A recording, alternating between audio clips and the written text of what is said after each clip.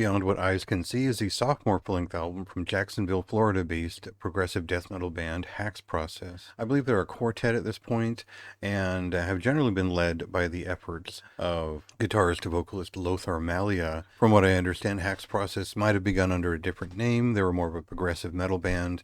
They weren't really feeling the crowd, and they decided to go for something more death metal affected, and that led to a progressive death metal style that was heavily influenced by both thrash metal, technical thrash metal, as well as heavy rock and progressive death metal in general. And that includes anything from Opeth to Death to The Chasm and whatnot. And certainly Blood Incantation is worth mentioning, even though I don't think this band sounds like Blood Incantation in any sense. I do think they're influenced by a lot of the same bands, be it Opeth or Morbid Angel or whatnot. Because there's a little bit too much to say about the band up front before just listening to them, I think what I'll do is we'll cut to a clip here. You'll get a sense for the sound of this record, and then I'll detail what makes this so interesting to me.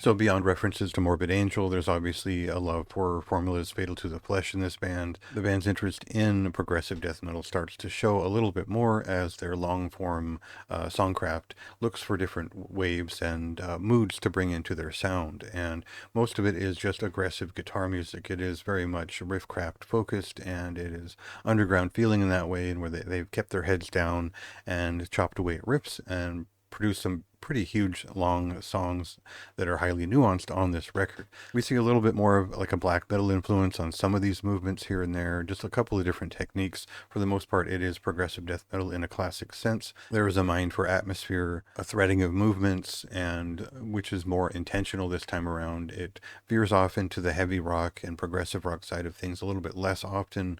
There are a couple of breaks and solos in here that make sense in that context, but for the most part, this is a pretty promising progressive death metal band who have been very consistent in their development over time. You can tell they're putting a lot of work into performing these long form songs. There's a real challenge to it, and I appreciate that riffs are still acting within these pieces, whereas a lot of bands in this style these days depend on atmosphere and filler for a lot of their work. And so the detail is still there in their compositions to where it's still interesting to me, and I think that the classic United States death metal sound in there is keeping it aggressive. So the way I describe this at the end of the review is that it speaks to a fandom in process, a discovery of new music, and exploring that in their own practical way.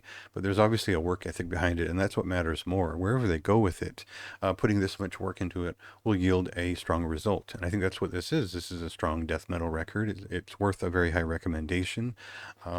Definitely a band. I would check out their first record, kind of get a feel for that one. This one is I would say a little bit better overall in the way that it composes itself, but it's also a little bit more referential in other ways. It's a little bit less scatterbrained, and I think if you're a fan of some of the bands that I described, you'll appreciate those references here as well, while also they're finding their own way with a little bit more of a clear vision applied. So check this out. Again, a very high recommendation. It released on July 25th, and go ahead and read my full review on the site for more information.